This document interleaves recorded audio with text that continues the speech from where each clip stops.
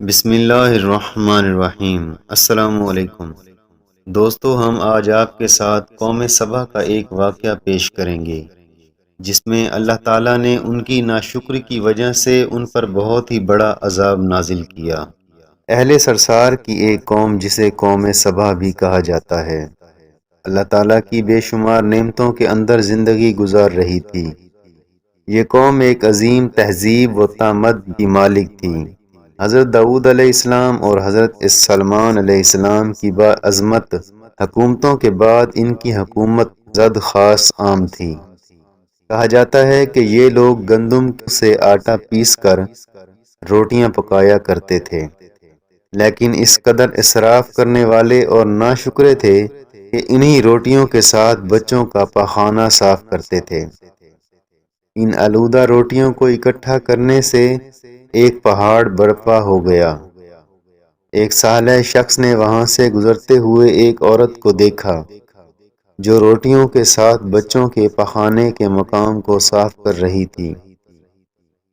اس شخص نے عورت سے کہا، تیرے اوپر افسوس، خدا سے ڈر، کہیں ایسا نہ ہو کہ خدا تیرے اوپر اپنا غضب ڈھائے اور تجھ سے اپنی نعمت چھین لے۔ اس عورت نے جواب میں مذاق اڑایا اور مغرورانہ انداز میں کہا، جاؤ جاؤ، گویا کہ مجھے بھوک سے ڈرا رہے ہو۔ جب تک سرسار جاری ہے مجھے بھوک سے کسی قسم کا کوئی خوف نہیں ہے۔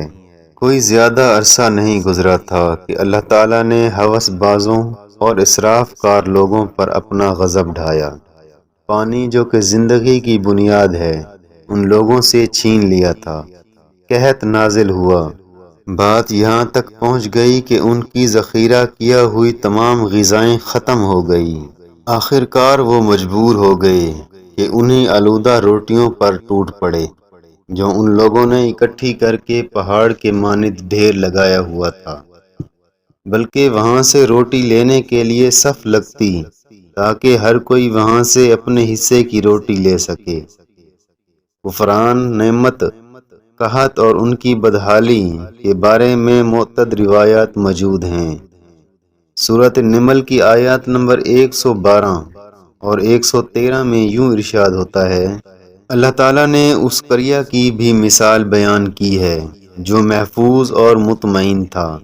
اس کا رزق ہر طرف سے باقاعدہ آتا رہا تھا، لیکن اس قریہ کے رہنے والوں نے اللہ تعالیٰ کی نعمتوں کا انکار کیا تو خدا نے انہیں بھوک اور پیاس کا مزہ چکھایا، صرف ان کے ان اعمال کی بنا پر کہ جو وہ انجام دے رہے تھے، اور یقیناً ان کے پاس رسول آیا تو انہوں نے اس کی تقویت کر دی تو پھر ان تک عذاب آ پہنچا کہ یہ سب ظلم کرنے والے تھے۔ اسی قوم سبا کے بارے میں ایک واقعہ بیان ہوتا ہے کہ ان لوگوں نے اپنی زراعت کو بہتر طور پر کاشت کرنے کے لیے پانی ذخیرہ کرنے کی خاطر بلک کے دو پہاڑوں کے درمیان ایک بہت بڑا بند مغرب تعمیر کیا ہوا تھا۔ سوراخ اور دوسرے پہاڑوں سے گزرا ہوا پانی اس بند میں آ کر وافر مقدار میں جمع ہو جاتا۔ قوم سبا نے اس پانی سے صحیح طور پر استفادہ حاصل کرتے ہوئے وسیع و عریض اور بہت سے خوبصورت باغات لگائے اور کھیتی باڑی کو رونق بخشی۔ ان باغات کے درختوں کی شاخیں اس قدر پھلوں سے لدی ہوئی تھیں، کہتے ہیں کہ اگر کوئی شخص سر پر ٹوکری رکھ کر نیچے سے گزرتا تو پھل خود بخود ٹوکری میں گرنا شروع ہو جاتے اور قلیل مدت میں ٹوکری تازہ پھلوں سے بھر جاتی۔ اس قوم کے بہت سارے دیہات اور قریے تھے جو بہت آباد اور آپس میں جڑے ہوئے تھے، لیکن نعمتوں کی کثرت سے انہیں شکر کرنے کی بجائے سرمست اور غافل کر دیا تھا، یہاں تک کہ ان کے درمیان میں بہت بڑا طبقاتی نظام وجود میں آ چکا تھا۔ ان میں سے صاحب اقتدار لوگوں نے کمزوروں اور ضعیفوں کا خون چوسنا شروع کر دیا تھا، یہاں تک کہ ان لوگوں نے خدا سے ایک احمقانہ التماس کیا کہ جس کا ذکر سورہ سبا کی آیت نمبر 19 میں ملتا ہے۔ انہوں نے کہا، خدایا ہمارے سفروں کے درمیان فاصلہ زیادہ کر دے انہوں نے اللہ تعالیٰ سے یہ التماس اس لیے کیا تاکہ غریبوں، بے نوا لوگوں اور عمر رسیدہ ثروت مندوں کے ہمراہ سفر نہ کر سکیں۔ ان کی خواہش یہ تھی کہ آبادیوں کے درمیان خشکی ہو اور فاصلہ بہت زیادہ ہو، تاکہ تہی دست اور کم آمدنی والے لوگ ان کی طرف سفر نہ کر سکیں۔ اللہ تعالیٰ نے ان مغرور پیٹ کے پجاریوں پر اپنا غضب نازل کیا۔ بعض تاریخ کے مطابق ان مغرور لوگوں کی آنکھوں سے دوسرے صحرائی چوہوں نے معارب نامی بند کی دیواروں پر حملہ کر کے انہیں اندر سے کھوکھلا کر دیا۔ ادھر سے بارشیں تازہ ہوئیں جن کی وجہ سے سیلاب آ گیا۔ بند میں پانی بہت زیادہ اکٹھا ہو گیا۔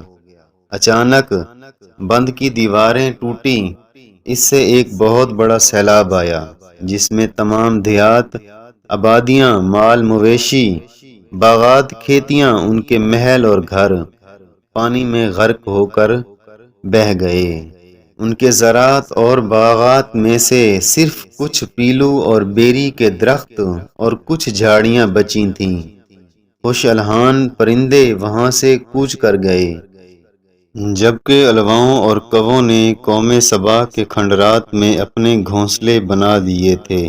اس بات کا ذکر سورہ سبا کی آیت نمبر 15 اور 16 میں ملتا ہے، اور آخر میں سورۃ سبا کی آیت نمبر 17 میں قرآن کریم میں اس واقعہ کا یوں نتیجہ نکالا ہے: یہ ہم نے ان کی ناشکری کی سزا دی ہے، اور ہم ناشکروں کے علاوہ کسی کو سزا نہیں دیتے ہیں۔ دوستو، ہم امید کرتے ہیں کہ آپ کو ہماری یہ ویڈیو اچھی لگی ہوگی۔ اگر ہماری یہ ویڈیو آپ کو اچھی لگی ہے تو پلیز ہمارے چینل کو سبسکرائب کر دیں اور بیل نوٹیفیکیشن کو آل پر پریس کر دیں تاکہ اس طرح کی ویڈیوز آپ تک بر وقت پہنچتی رہیں۔ اب تک کے لیے اتنا ہی، ملتے ہیں انشاءاللہ نیکسٹ ویڈیو میں۔ اللہ حافظ۔